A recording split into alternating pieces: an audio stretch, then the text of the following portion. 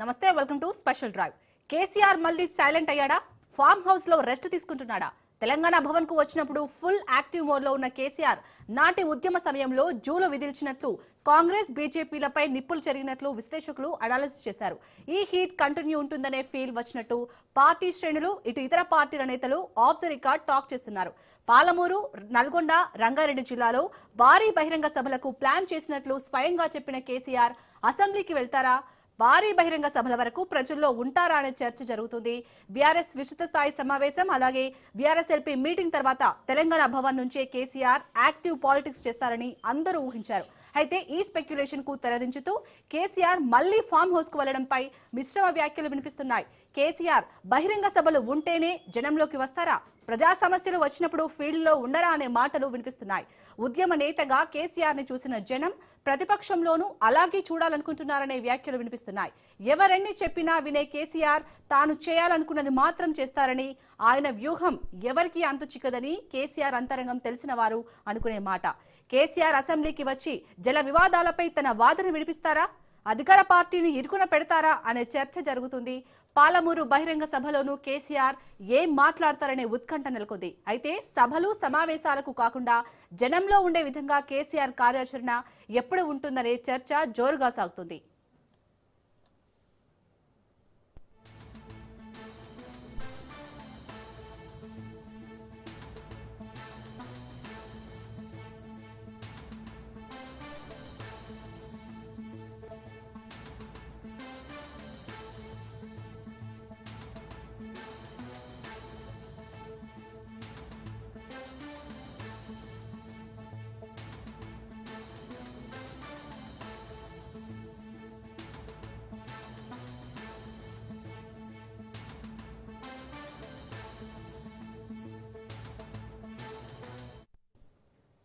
కేసీఆర్ మళ్ళీ silent అయ్యాడా? Farm house లో rest తీసుకుంటున్నాడా? Telangana Bhavan కు వచ్చినప్పుడు ఫుల్ యాక్టివ్ మోడ్ లో ఉన్న కేసీఆర్ నాటి ఉద్యమ సమయంలో జూలు విదిల్చినట్లు కాంగ్రెస్ బీజేపీలపై నిప్పులు చెరిగినట్లు విశ్లేషకులు అనాలిసిస్ చేశారు. ఈ హీట్ కంటిన్యూ ఉంటుందనే ఫీల్ వచ్చినట్లు పార్టీ శ్రేణులు ఇతర పార్టీల నేతలు ఆఫ్ ది రికార్డ్ టాక్ చేస్తున్నారు. పాలమూరు, నల్గొండ, రంగారెడ్డి జిల్లాలో భారీ బహిరంగ సభలకు ప్లాన్ చేసినట్లు స్వయంగా చెప్పిన కేసీఆర్ అసెంబ్లీకి వెళ్తారా? భారీ బహిరంగ సభల వరకు ప్రజల్లో ఉంటారా అనే చర్చ జరుగుతుంది. బీఆర్ఎస్ విస్తృత స్థాయి సమావేశం, బీఆర్ఎస్ ఎల్పీ మీటింగ్ తర్వాత తెలంగాణ భవన్ నుంచే కేసీఆర్ యాక్టివ్ పాలిటిక్స్ చేస్తారని అందరూ ఊహించారు. అయితే ఈ స్పెక్యులేషన్ కు తెరదించుతూ కేసీఆర్ మళ్లీ ఫామ్ హౌస్ కు వెళ్లడంపై మిశ్రమ వ్యాఖ్యలు వినిపిస్తున్నాయి. కేసీఆర్ బహిరంగ సభలు ఉంటేనే జనంలోకి వస్తారా? ప్రజా సమస్యలు వచ్చినప్పుడు ఫీల్డ్ లో ఉండరా అనే మాటలు వినిపిస్తున్నాయి. ఉద్యమ నేతగా కేసీఆర్ ని చూసిన జనం ప్రతిపక్షంలోనూ అలాగే చూడాలనుకుంటున్నారనే వ్యాఖ్యలు వినిపిస్తున్నాయి. ఎవరెన్ని చెప్పినా వినే కేసీఆర్ తాను చేయాలనుకున్నది మాత్రం చేస్తారని, ఆయన వ్యూహం ఎవరికి అంతు చిక్కదని కేసీఆర్ అంతరంగం తెలిసిన వారు అనుకునే మాట. కేసీఆర్ అసెంబ్లీకి వచ్చి జల వివాదాలపై తన వాదన వినిపిస్తారా? అధికార పార్టీని ఇరుకున పెడతారా అనే చర్చ జరుగుతుంది. పాలమూరు బహిరంగ సభలోనూ కేసీఆర్ ఏం మాట్లాడతారనే ఉత్కంఠ నెలకొంది.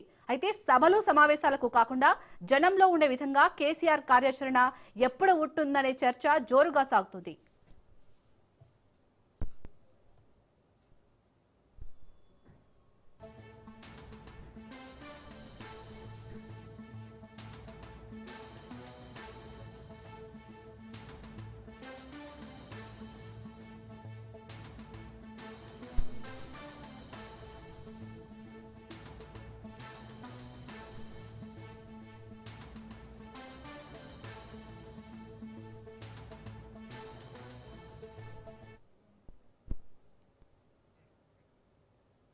రైట్, ఇక తెలంగాణ భవన్ నుంచి కేసీఆర్ వ్యూహం ఉండబోతుందా? దీనిపై పూర్తిగా డిస్కస్ చేద్దాం. ఈ రోజు మనతో పాటు పూర్తి డీటెయిల్స్ ని మా ఇన్పుట్ ఎడిటర్ శ్రీకాంత్ అందిస్తారు. శ్రీకాంత్, మనం మొన్న చూసాం కేసీఆర్ మాట్లాడిన మాటలు జల వివాదానికి సంబంధించి. సో ఇప్పుడు కేసీఆర్ తెలంగాణ భవన్ లో ఫుల్ యాక్టివ్ గా ఉన్నారనే టాక్ నడుస్తుంది. మరి అసెంబ్లీకి వెళ్తారా? అసలు ఏ విధంగా ఉండబోతుంది కేసీఆర్ వ్యూహం అనేది?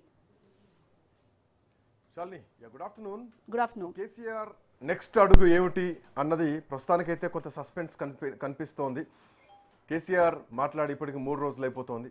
ఆదివారం నాడు కేసీఆర్ ఒక అసమానమైనటువంటి శైలిలో, అంటే గత ఉద్యమ కాలంలో ఉండేటువంటి కేసీఆర్ ఎట్లా ఉంటాడో అట్లాంటి రీతిలో, అట్లాంటి గాత్రంతో కేసీఆర్ చేసినటువంటి ప్రసంగం మాత్రం చాలా ఒక ఉద్రిక్తంగా అంటే ఉద్రేకంగానే కనిపించిందని చెప్పాలి. చాలా ఉద్యమ రూపంలో కేసీఆర్ మాటలు ఎట్లా ఉండేదో తెలంగాణను ఓన్ చేసుకొని మాట్లాడుతూ ప్రభుత్వం తీసుకొచ్చినటువంటి 6 గ్యారెంటీలు కానీ వాళ్ళు ఇచ్చినటువంటి సంక్షేమ పథకాల విషయమే కానీ అన్ని విషయాల గురించి మాట్లాడుతూ ప్రధానంగా తెలంగాణకు రావాల్సినటువంటి నీటి వాటాల విషయంలో కాంగ్రెస్ పార్టీ ప్రభుత్వం ఎక్కడ రేవంత్ రెడ్డి పేరు తీయకుండానే అంటే ఆ స్థాయి కాదు ఆయన స్థాయి కాదు అన్నది ఆయన భావిస్తూ కాంగ్రెస్ పార్టీని ఎండగడుతూ ప్రభుత్వ తీరుని ఎండగడుతూ ఆయన పూర్తి ప్రసంగం సాగింది. దీంట్లో చంద్రబాబు నాయుడుని టార్గెట్ చేశారు, దీంట్లో ఎంఓఏలకు సంబంధించినటువంటి విషయాల గురించి టార్గెట్ చేశారు, దీంట్లో తెలంగాణ నీళ్ల గురించి టార్గెట్ చేశారు, రియల్ ఎస్టేట్ని టార్గెట్ చేస్తూ మాట్లాడారు. సో ఇట్లా అన్ని అంశాల గురించి ప్రస్తావిస్తూ మాట్లాడుతూ ప్రభుత్వాన్ని ఇరుకున పెట్టేటువంటి ప్రయత్నం చేశారు. అయితే ప్రభుత్వం నుంచి అటు ముఖ్యమంత్రి రేవంత్ రెడ్డి కూడా నిన్న మాట్లాడినటువంటి విధానంలో అంటే తోలు తీస్తా అని చేసినటువంటి కామెంట్ పైనే ముఖ్యమంత్రి రెస్పాండ్ అయ్యారు తప్ప నీళ్ల విషయంలో తెలంగాణకు అన్యాయం జరుగుతోంది, ఎంఓయూలు వాపసు వచ్చినా కానీ వాటి విషయంలో ఆకాశాన్ని భూమిని ఏకం చేయాలి, ఎందుకు ప్రభుత్వం అట్లా చేస్తలేదు, చంద్రబాబు నాయుడికి నీళ్ళనిచ్చేటువంటి కుట్ర చేస్తున్నారంటూ మాట్లాడినటువంటి మాటలకు రేవంత్ రెడ్డి దగ్గర నుంచి రియాక్షన్ మాత్రం అంటే ఫామ్ హౌస్లో బందీఖాన్ అయ్యాడు, ఫామ్ హౌస్లోనే బందీ చేసుకున్నాడు అన్న తీరుగా ఆయన కామెంట్స్ ఆయన స్పీచ్ రావడం జరిగింది. కేటీఆర్ను కూడా తిడుతూ అమెరికాలో నువ్వు ప్లేట్లు గడిగినావు, అవి గడిగినావు, ఇవి గడిగినావు అని చెప్తూ సో తక్కువ చేస్తూ మాట్లాడారు తప్ప సబ్జెక్టు మీద ఒక క్లారిటీ రాలేదా, సబ్జెక్ట్ అసలు ప్రజలకు చెప్పాల్సినటువంటి అంశాలు ఏమిటి, ప్రధాన ప్రతిపక్ష నాయకులు లేవనెత్తినటువంటి అంశాలపైన ప్రభుత్వం నుంచి ముఖ్యమంత్రి మాటలు ఎట్లా చూడాలి అన్నటువంటి ప్రశ్నలు కనిపిస్తుంటే ఇక మాజీ ముఖ్యమంత్రి కేసీఆర్ ఫామ్ హౌస్కి వెళ్ళిపోయారు. గతంలో కూడా ఇట్లాంటి సభల్లో మాట్లాడి నల్లగొండలో కానీ అంతే కరీంనగర్లో కానీ గతంలో భారీగా మాట్లాడినటువంటి కేసీఆర్ ఆ తర్వాత ఫామ్ హౌస్కి వెళ్ళిపోయారు. క్రియాశీలక రాజకీయాల్లో ఉంటారనుకున్నారు, బట్ లేరు. బట్ ఈసారి మాత్రం కొంచెం భిన్నంగా కనిపించినా కానీ ఇప్పటికీ 3 రోజులు అయిపోయింది. బట్ కేసీఆర్ నుంచి ఫామ్ హౌస్ నుంచి కేసీఆర్ మళ్ళీ ఫామ్ హౌస్కి వెళ్ళిపోయారు, ఇట్లాంటి రియాక్షన్ లేదు. అయితే ఈ మౌనం వెనకాల ఒక భారీ ఉపద్రవం ఉండబోతోందా అన్నదే ప్రధానమైనటువంటి ప్రశ్న ఇప్పుడు కనిపిస్తోంది. మాట్లాడదాం. కాంగ్రెస్ పార్టీ నుంచి వెంకటనాయక్ గారు, బీఆర్ఎస్ పార్టీ నుంచి గౌతమ్ ప్రసాద్ గారుతో పాటు సాదిక్ గారు ఉన్నారు, ప్రముఖ విశ్లేషకులు మనతో పాటు. Venkat, good afternoon. Good afternoon sir. అంటే మాజీ ముఖ్యమంత్రి మాటలకు అంటే మాటలుగా చూస్తున్నారా, ప్రశ్నలుగా చూస్తున్నారా? తెలంగాణ సమాజం మాత్రం ఈ ప్రశ్నలకు సమాధానాలు రాకుండా మళ్ళీ తిట్ల పురాణాలే ముందు పెడుతున్నారు. తిట్టుకోవడాలే రాజకీయాలు కాదు కదా, ఆయన తోలు తీస్తా అంటే మీరు ఆ తోలు తీసే సమాధానం ఇవ్వాలి కానీ తిట్టడానికే అర్ధగంట మీటింగులు పెడితే అసలు తెలంగాణకు ప్రజలకు ఇచ్చేటువంటి సమాధానం ఏంటి? కేసీఆర్ ప్రశ్నలు ఇంకా ప్రశ్నలుగానే ఉన్నాయనుకోవచ్చా? ఎట్లా చూడొచ్చు వెంకట్? సార్, మీకు ప్యానల్ పెద్దలకు నమస్కారం. ప్రతిపక్ష హోదా కలిగిన నేత ఈ 2 సంవత్సరాల కాల పరిమితిలో కేవలం బయటకు వచ్చి మాట్లాడిన సందర్భాలు కేవలం చేతి వేళ్ల మీద లెక్క పెట్టవచ్చు. అవును. సో ఇప్పుడు బయటకు వచ్చిన సందర్భం కూడా ఏంటంటే 21వ తారీఖు బయటకు వచ్చి ప్రెస్ మీట్ పెట్టిండు. 22వ తారీఖు సర్పంచులకు సంబంధించిన ప్రమాణ స్వీకారం నడుస్తుండే. అయితే గెలిచిన కొంతమంది బీఆర్ఎస్ పార్టీ సర్పంచులు ఎవరైతున్నారో వాళ్ళు కూడా జారుకోవడానికి సిద్ధంగా ఉన్నారు. వాళ్ళు కూడా ప్రభుత్వంలో చేరడానికి, ప్రభుత్వంతో కలిసి పనిచేయడానికి సిద్ధమయ్యారు. మీరు బయటకు వచ్చి ఏదో ఒకటి మాట్లాడితే తప్ప వాళ్ళు ఆగడానికి లేదని చెప్పి ఒక మాట వాళ్ళకి హింట్ ఇచ్చిరో మరి ఎవరైనా చెప్పిరో తెలియదు. వారు వచ్చి మాట్లాడటం మళ్ళీ వెళ్ళిపోయారు. అదేంటంటే ఇంకో 6 నెలల వరకు, ఇంకో 5 నెలల వరకు మళ్ళీ ఆ మాటలు మనం ఎక్స్పెక్ట్ చేయలేము. జస్ట్ ఏదో హడావిడి చేసి నేను లేనని మీరు అనుకోవద్దు, నేను ఉన్నాను అనుకునే మీరు ముందుకెళ్లాలని చెప్పి చెప్పడం కోసం వచ్చారు. నేనేమంటున్నా, 29వ తారీఖు అసెంబ్లీ సమావేశాలు నడుస్తున్నాయి.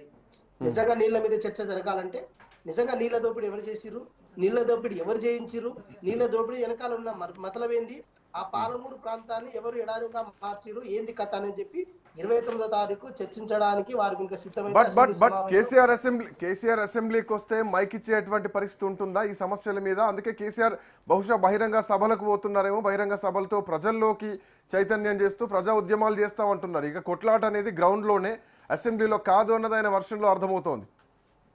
శ్రీకాంత్ గారు, నేనేమంటున్నా, ఒక రాజ్యాంగబద్ధ వేదిక ఏదైనా ఉందా అంటే అది ఆ శాసనసభలే. శ్రీకాంత్ గారు ఒక ప్రతిపక్ష నేతగా అధికారం ఏది శాసనం సంబంధించిన ఏది ప్రధాన వ్యక్తి ఎవరైతే ఉన్నారో, నాయకులు ఎవరైతే ఉన్నారో, గౌరవ ముఖ్యమంత్రి గారు రేవంత్ రెడ్డి గారు 2 గంటల టైం తీసుకుంటే ప్రతిపక్ష నేతకైతే గంటిస్తారు కదా, 1 గంటన్నర ఇస్తారు కదా. వారు కావాల్సుకుంటే ఇంకా ఎక్కువ టైం తీసుకోమని చెప్పండి, ఇంకా ఎక్కువ రోజులు అసెంబ్లీ సమావేశాలు నడిపేమని చెప్తాం, దాంట్లో ఉంది. కానీ వారు చేయాల్సిన పనిని కేటీఆర్ గారికి, హరీష్ రావు గారికి చెప్తే వాళ్ళు ఏదో పంపకాల పొత్తులో భాగంగా తెలంగాణ రాష్ట్ర సమస్యలను పక్కకు వదిలేసి వాళ్ళ పైతానందం పొందడం కోసం కనుక మైకులు వాడుకుంటే తెలంగాణ ప్రజలను పక్కదారి పట్టించినట్టే. మేమేమంటున్నాం అంటే ఒక మాట స్పష్టం చేసే ప్రయత్నం చేస్తున్నాం శ్రీకాంత్ గారు. నిజంగా పాలమూరు రంగారెడ్డి ఎత్తిపోతల పథకం విషయంలో కానీ, కృష్ణానది జలాల వాడకం విషయంలో కానీ ఎవరు తప్పు చేసిరు, ఎవరు ఉప్పు చేశారని చెప్పి తేల్చుకోవడం కోసం అసెంబ్లీ అనేది ఒక ప్రధానమైన మంచి వేదిక. ఇంకా సభలు సమావేశాల మీద మాట్లాడుకోవాల్సి వస్తే వారు వన్ సైడ్ అయిపోయి ఆయన ఒక్కడే మాట్లాడుకుంటాడు. ఆయన ఇప్పుడు మాట్లాడితే అసెంబ్లీలో చర్చిద్దాం, చర్చకు రండి అని అంటున్నారు. కానీ 90% మేము పనులు పూర్తి చేసాం, మిగతా 10% పనులు పూర్తి చేయాలి, తట్టెడు బట్టి తీయలేదంటే మరి అక్కడ కూడా ఆల్మోస్ట్ 680 కోట్ల రూపాయల వరకు ఖర్చు పెట్టి పనులు చేస్తున్నాం అని చెప్పి గట్టిగా చెప్పుకోలేనటువంటి పరిస్థితుల్లోకి ప్రభుత్వం వెళ్ళిపోయిందా? ఇది కాదు నేను ఏమంటున్నా అంటే 299 టీఎంసీల నీళ్ల మీద సంతకాలు చేసి మాకు ఇది సరిపోద్దని అన్న ఏదైతే ఉందో, పాలమూరు రంగారెడ్డి ఎత్తిపోతల పథకం ద్వారా కూడా సరిపోయే నీళ్ళే అవి. అంటే ఎక్స్ట్రాగా కృష్ణానది జలాల నుంచి ఒక్క టీఎంసీ కూడా మనం ఎక్స్ట్రాగా తెచ్చుకోలేని స్థితికి దిగజార్చింది ఎవరనేది కూడా దాని మీద కూడా మాట్లాడాల్సిన అవసరం ఉంటుంది. సో మేము ఏమంటున్నాం, ఏది జరిగినా కూడా ఒక ఏది రాజ్యాంగబద్ధ వేదిక ద్వారా చర్చ జరిగితే ప్రజలకు మెసేజ్ పోతుంది కదా. అసెంబ్లీకి రమ్మని చెప్తున్నాం. 21వ తారీఖు కేసీఆర్ గారు వచ్చింది కేవలం సర్పంచులు జారిపోతారేమో, ఎంపీటీసీలు జెడ్పీటీసీ ఎలక్షన్ లో మనం బయటకు వచ్చి అసలే మాట్లాడలేదన్న సందర్భం ప్రజలకు పోతున్న ఉద్దేశంతో వాళ్ళ పార్టీని వాళ్ళ పార్టీ మనుగడని అట్లే ఉంచుకోవడం కోసం చేసిన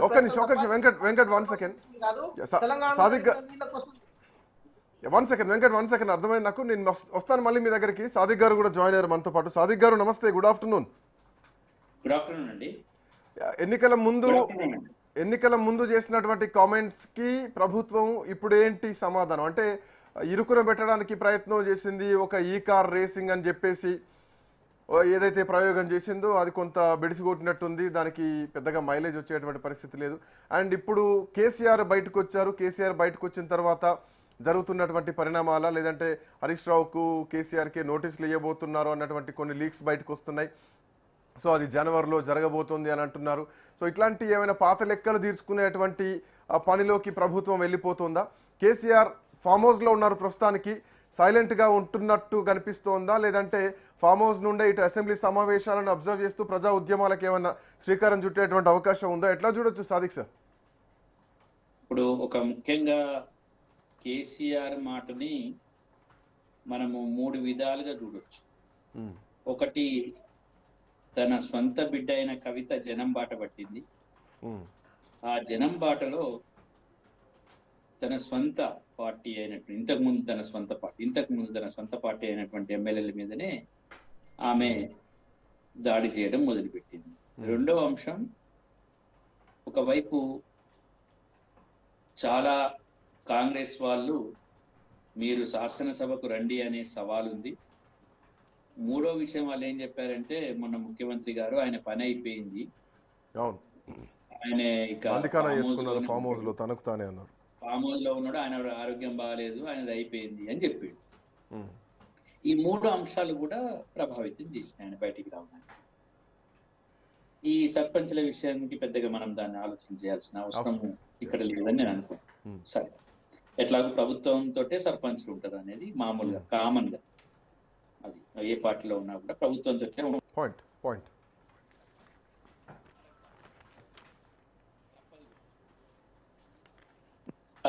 ముఖ్యంగా కావాల్సింది ఏంటంటే, ఇప్పుడు ఆయన లేవనెత్తిన సమస్యల మీద ఎవరు మాట్లాడారు, ఎందుకు మాట్లాడిండు అనకుండా ప్రతిపక్ష హోదా అయితే ఉంది కదా, ఆయన లేవనెత్తిన సమస్యను మాట్లాడదాం. లేవనెత్తిన సమస్యను మాట్లాడాలా వద్దా? ఖచ్చితంగా మాట్లాడాలి, ఎందుకంటే అది తెలంగాణ ప్రజలకు సంబంధించిన విషయాలు కదా, రాజకీయ పరం కాదు కదా. ఆయన శాసనసభకు రావడం లేదు, అది డిఫరెంట్ కోణం, దాన్ని తర్వాత చర్చిస్తాం. శాసనసభకే వచ్చి చెప్పాలా అనేది ఇంకో రెండో ప్రశ్న. అవును. మూడో ప్రశ్న, శాసనసభకి ఎందుకు పోవద్దు అనేది మూడో ప్రశ్న. ఇప్పుడైతే ఫస్ట్ ఆయన లేవనెత్తిన ప్రశ్నకి సమాధానం చెప్పకుండా జార విడుచుకో. ఇప్పుడు 2 ప్రయత్నాలు జరుగుతాయండి. ఒకటేమో బీజేపీ వాళ్ళని ఏదైనా అడిగితే కేంద్రంలో 10 సంవత్సరాల నుంచి ఉన్నారంటే, మీరు 60 ఏళ్ల నుంచి ఉన్నారు, మీరేం చేస్తాను? ఇదే ప్రశ్న. వాళ్ళు 60 ఏళ్ల నుంచి ఉండి చేయలేదు, మేము 10 ఏళ్లలో చేయలేము, కాబట్టి మనం ప్రజలు ఏం అర్థం చేసుకోవాలి అంటే, వీడు చేయడు వాడు చేయడనట.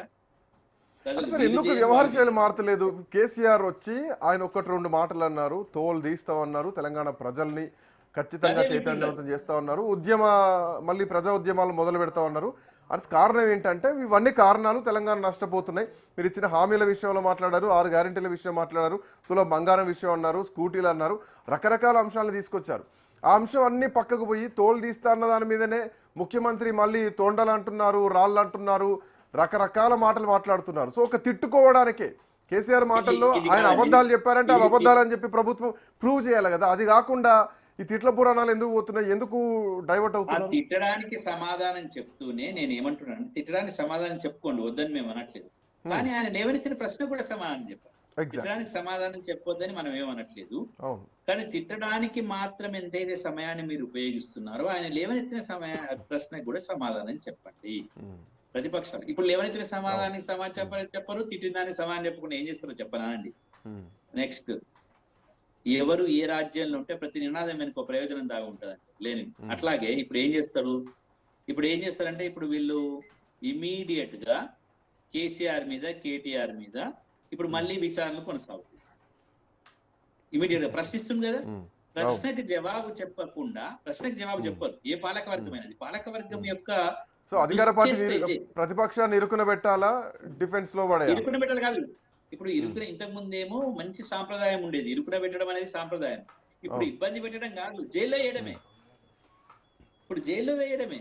ఇప్పుడు ఏం చేస్తారంటే అట్లా అయితేనే ఆగుతుంది, లేకపోతే ఆయన శాసన సభలు పెడతారు, ప్రజల వద్దకు పోతాడు, ప్రజలు అదైతారు. నేను అనుకున్నట్టు మళ్ళీ నెక్స్ట్ టైం గెలవకపోవచ్చు, ఆయన ఏ విధంగా చేసైనా ఇబ్బంది పెడితే అక్కడ ఆపాలి. అంటే ప్రజల గురించి మాట్లాడే విషయాలను ఆపే బదులు నువ్వు ఇన్ని రోజులైతే ఆయన ఇన్ని రోజులు నోరు మూసుకున్నాడు కాబట్టి మీరు విచారణ చేయకుండా ఉన్నారా? మాకు పెద్ద ప్రశ్న అండి ఇక్కడ. అంటే మొదటి నుంచి ఇంకో కొన్ని అంశాలు కూడా వినిపిస్తున్నాయి. ఈ కార్ రేస్ పెద్దగా పేలినట్టు ఏం అనిపించలేదు. అంతకుముందు ఉన్నటువంటి ఏవైతే కొన్ని ఉన్నాయో, ఫామ్ హౌస్ మీద డ్రోన్ ఎగిరేశారు, జన్వాడ ఫామ్ హౌస్ మీద అన్న విషయంలో కానీ, లేదంటే ఓటుకు నోటు విషయంలో జైలుకు పంపించారన్నటువంటి కోణంలో కానీ, తన కూతురు పెళ్లికి కూడా జైలు నుంచి వచ్చేటువంటి పరిస్థితులు ఏర్పడ్డాయి. సో అవన్నీ ఆ పాత లెక్కలు అట్లాగే ఉన్నాయనుకోవచ్చా? వాటి జోనర్లోకి ఇప్పుడు మళ్ళీ వెళ్ళేటువంటి అవకాశాలు కనిపిస్తున్నాయా? ఖచ్చితంగా నోరు మూసుకున్నాడు కాబట్టి, ప్రజల్లోకి రాలేదు కాబట్టి మేము కాముసుకున్నాం. ఇప్పుడు ప్రజల్లోకి వచ్చిండు కాబట్టి, నోరు మూసుకొని బయటకు వస్తుండే కాబట్టి మేము అడుగుతాం. అట్లా అనకుండా మీరు లేవనెత్తిన ప్రశ్నలకు మేము సమాధానం చెప్తాం. సరే, విచారణ కొనసాగుద్దని నేను అనట్లేదు, ఇక్కడ వాళ్ళని జైల్లో వేయద్దని నేను అనట్లేదు. కానీ మేము పోస్ట్ పోన్ చేసుకున్నాం నువ్వెవరు అనడానికి అట్లా అనొద్దు ముఖ్యమంత్రి. రెండో విషయం, చట్టం తన పని దాన్ని చేసుకుంటూనే పోతుంది. రెండో విషయం ఏంటంటే ఖచ్చితంగా ప్రశ్నకి సమాధానం చెప్పాలి, దాటేయద్దు. ప్రశ్న దాటేయదు, ప్రతిపక్ష సభ్యుల ప్రశ్నలు దాటివేయదు. నిజంగా ఉన్నటువంటి పరిస్థితుల్లో మనం సమీక్షించుకో. ఇప్పుడు ప్రభుత్వం సమీక్షించుకోకపోతే ఏం జరుగుతుందంటే ఎవ్వరు కూడా స్వాస్థం కాదు పదవులకి. నేను ఒకసారి కేసీఆర్ అనుకునే పొరపడ్డాడు. నేను బతుకున్నంత వరకు నేను తెలంగాణలో నన్ను కదిపెట్టోడు లేడు అని అనుకున్నాడు. కానీ ప్రజలు ఆ పని చేసి కదిపెట్టోడు కాదు, మెదిపెట్టోడు కాదు, నిన్ను ఎక్కడికైనా తీసి ఎక్కడైనా పడేయగలదు ప్రజలు ఎవరినైనా. ఆ రోజు కేసీఆర్ తీసి ఈ రోజు రేవంత్ రెడ్డి తీస్తారు. రేవంత్ రెడ్డి పెద్ద సమస్య కాదు, కేసీఆర్ పెద్ద సమస్య కాదు, ఎవరైనా ప్రజలకు ఎవరి సమస్య కాదు. అంటే ఈ కామెంట్ అట్లాగే చూడొచ్చా? ఎందుకంటే హరీష్ రావు నుంచి ఒక కామెంట్ వస్తోంది, ఐపీఎస్ అధికారులు గతంలో జగన్మోహన్ రెడ్డికి భజన చేసిన వాళ్ళకి ఎట్లాంటి గతి ఆంధ్రప్రదేశ్లో పట్టిందో, సో ఉన్న రాజకీయ నాయకులను సంతోషపెట్టడానికి పోలీసులు ప్రయత్నం చేస్తే ఖచ్చితంగా అదే సీన్ మళ్ళీ ఇక్కడ కూడా రిపీట్ అవుతుంది భవిష్యత్తులో, అది గుర్తుపెట్టుకోవాలి అని చేసిన కామెంట్లు కూడా కొన్ని కనిపిస్తున్నాయి ఈ మధ్యలో. సో అట్లాంటి లీక్స్ ఏమైనా పోతున్నాయో, ఒక సిట్ ఏమైనా ఏర్పాటు అయ్యేటువంటి అవకాశాలు ఉన్నాయి కాబట్టి చార్జ్ షీట్ ఏదో రెడీ అవుతుంది కావచ్చు అన్న అనుమానాలు ఇందులో కనిపిస్తున్నాయి. సో మీరు అన్న మాటకు ఈ మాటకు కొంత దగ్గర పోలికలు కనిపిస్తున్నాయి. ఖచ్చితంగా ఉంది. నేను చెప్తున్నాను కదండి, జనవరి ఫిబ్రవరిలో వీళ్ళు ఖచ్చితంగా ఆయన మీద యాక్షన్ ర్యాపిడ్ గా అవుతుంది.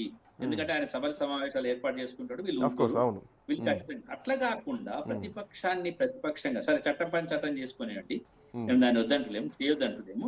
కానీ అప్పుడే తీయడం అనేది నాకు అర్థం కాలేదు. 2 సంవత్సరాల తర్వాత చేయడం అనేది అర్థం కాలేదు. అంటే కాముసుకుంటే ప్రతిపక్షాలు నిశ్శబ్దంగా ఉంటే మేమేమనము, ఫామ్ హౌస్ లో పడుకుంటే మేమనం, నిశ్శబ్దంగా ఉండకుండా ప్రజల్లోకి వస్తే మాత్రం చేయడం అనేది ప్రజాస్వామికంగా. ఇది నెంబర్ 1. నెంబర్ 2, ప్రజాస్వామికంగా వాళ్ళు కూడా ఆలోచన చేసుకోవాల్సింది అంటే విచారణలన్నింటినీ ఎదుర్కొంటూనే సమాధానం చెప్తూనే వాళ్ళు ప్రజల్లోకి వెళ్ళాలి. తప్పనిసరిగా వాళ్ళు ప్రజల్లోకి వెళ్ళాల్సింది రెండో విషయం. మూడో విషయం ఏంటంటే పాలక వర్గమే ఎప్పుడైనా ఏ వర్గమైనా కానీ, ఇప్పుడు టీఆర్ఎస్ ప్రభుత్వంలో ఉన్నా కాంగ్రెస్ ప్రభుత్వం అన్నా కొంత సంయమనంతో ఉండాలి. సంయమనం ఉంది. అయితే ఇక నాలుగో విషయం ఏంటంటే మీరు అన్నట్టు బ్యూరోక్రాట్లు లీక్ చేస్తున్నారా అని అంటే ఖచ్చితంగా బ్యూరోక్రాట్లు ఖచ్చితంగా బ్యూరోక్రాట్లు నిజంగా కూడా బ్యూరోక్రసీ నిజంగా కూడా ఎంత ఏవగింతగా తయారైందంటే కాంగ్రెస్ ప్రభుత్వ హయాంలో ఏ బ్యూరోక్రాట్ కూడా పనిచేయట్లేదండి. ఇట్ ఈస్ నేను చాలా అందుకే కదా మధ్యలో అధికారులందరినీ పిలిచి ముఖ్యమంత్రి కూడా మీటింగ్ పెట్టి మరి క్లాస్ బీకారు అన్న వాదన వాళ్ళ ఇంట్లో మీటింగ్ పెట్టారు. నేను చాలా జాగ్రత్తగా పరిశీలించి 2 సంవత్సరాల తర్వాత మాట్లాడుతున్నాం. కాంగ్రెస్ ప్రభుత్వంలో ఏ ఐఏఎస్ అధికారి కూడా పనిచేయట్లేదు. ఇట్ ఈస్ ఆన్ రికార్డ్, మనం చెప్పగలుగుతాం, ప్రూవ్ చేయగలుగుతాం. అది వీళ్ళ యొక్క లోపభూయిష్టమైన ప్రభుత్వ విధానము. వీళ్ళు వాళ్ళని ఎందుకో గాని సరి చేయలేకపోతున్నారు అనేది ఇవన్నీ వీళ్ళ దగ్గర ఉన్నాయి కాబట్టి ఎప్పుడైనా ప్రతిపక్షం దాన్ని బలహీనతగా తీసుకుంటుంది. అంటే ఇప్పుడు నేను ఒక విషయం చెప్తాను, 2-3 విషయాలు చెప్తాను, మీరు చాలా జాగ్రత్తగా దీన్ని గమనించండి. వాళ్ళు ప్యానెల్లో ఉన్న వాళ్ళు, నవీన్ మిట్టల్ని తీయడానికి వీళ్ళకు 2 సంవత్సరాలు పట్టింది. వీళ్ళు రాగానే వేటేయలే. వేట ఎట్లా వేయాల్సింది ఉండే అంటే అవినీతిని వీళ్ళు సుల్తానియా ఉన్నాడు, అందరు అధికారులు, ఇప్పుడు చాలా మంది అవినీతి అధికారులు ఉన్నారు, వాళ్ళందరినీ ఏం చేశారంటే ఒక సమక్ష ప్రక్షాళన చేసేది ఉండే. వీళ్ళు ప్రక్షాళన చేయలేకపోయింది. వీళ్ళు లోపభూయిష్టంగా వీళ్ళు ప్రక్షాళన చేయకపోవడంలో వాళ్ళ ఆయా స్థానాల్లో అట్లనే ఉన్నారు. అట్లనే ఉన్నప్పుడు వీళ్ళకు ఉన్నటువంటి లింక్స్ ఏవైతే ఉన్నాయో మీరు ఇంతకుముందు మాట్లాడుకున్నప్పుడు ఆ లింక్స్ ఖచ్చితంగా ఉంటాయి, ఖచ్చితంగా వాళ్ళకి ఇన్ఫర్మేషన్ ఉంటుంది. కాబట్టి మీరు అందుకే 2 ఏళ్లకు కూడా అధికారులు పాత వాసనను వీడాలి, పాత వాసనలో ఉండొద్దు అన్నటువంటి కామెంట్లు ఇప్పటికి రావడానికి కారణాలు కూడా బహుశా అవే. ఇంకొక చాలా ముఖ్యమైన విషయం ఏంటంటే వాళ్ళు డబ్బు సంపాదించుకున్నారు, మేము కూడా కొన్ని రోజులు సంపాదించుకోవాలని ఉంచుకున్నారేమో అని ప్రజలు అంటారు. మీరు అర్థం చేసుకోండి. ఇప్పుడు నవీన్ మిట్టల్ అట్లాగే సిసిఎల్ లో కొనసాగించంటే మేము కూడా కొన్ని భూభాగాతులు చేసేది ఉందని. సో ఈ ఫోర్త్ సిటీ లైన్ కూడా అదే ఉండొచ్చా? అందుకే కేసీఆర్ ఏమైనా బయటకు వచ్చారా? అట్లా కూడా ఆలోచించుకోవచ్చా? అవునండి. ఇప్పుడు ప్రతి సిటీలో ఫ్యూచర్ సిటీ గురించి మాట్లాడిండ్రు అనే ఫార్మా సిటీ గురించి చాలా క్లియర్ గా చెప్పిండు. మీరు విన్నారా? ఫార్మా సిటీ గురించి, ఫార్మా సిటీ ఎందుకు పెట్టినాం అనే దాని మీద చాలా కాన్సన్ట్రేట్ చేసి చెప్పిండు. ఆయన ఏం చెప్తున్నాడు ఫార్మా సిటీ గురించి, ఆయన ఎందుకు అంత ఎక్కువగా చెప్పాల్సి వచ్చింది, మీరు ఫ్యూచర్ సిటీ గురించి ఎందుకు చెప్తున్నారు? కోదండరాం సార్ ఒకప్పటికే చెప్పేది మేము కార్పొరేట్ ప్రభుత్వాన్ని సహకరించమని. ఇప్పుడు కార్పొరేట్ ప్రభుత్వం కాదా? ఇప్పుడు ఫ్యూచర్ సిటీ కార్పొరేట్ కదా? కాబట్టి ప్రభుత్వ విధానాలు ఖచ్చితంగా ప్రతిపక్షం ప్రశ్నిస్తుంది. కాబట్టి నేను అనేది ఏంటంటే కొంత సంయమనంగా ఉండి ప్రభుత్వము వారి మాటలు విని వారికి సమాధానం చెప్పాలి. ఒకవేళ శాసనసభకు రాలేదనుకుందాం, ఒక మాట మనం అనుకుందాం, సరే శాసనసభకు రాలేదు, కానీ వాయిస్ అయితే ఉంది కదా. ఇప్పుడు ఎక్కడి నుంచో ఏదో ఒక ముచ్చట చెప్తాను. ఇప్పుడు నేను చెప్పే ముచ్చట మీ స్టూడియోకి వచ్చి చెప్తేంది, నేను ఇక్కడ ఆన్లైన్ ఉండి చెప్తేంది. ఇప్పుడు మీరు స్టూడియోకే వచ్చి చెప్పండి, అంటే నేను మాట్లాడుతున్నా కదండి. నేను అన్ని శాసనసభల్లో జరగాలంటే కాదు కదా, శాసనసభ సీజనల్ గా జరుగుతూ ఉంటుంది. బట్ ప్రతిపక్షం గానీ పరిపాలక వర్గం గానీ రెగ్యులర్ గా గ్రౌండ్ లో ఉండాల్సిందే.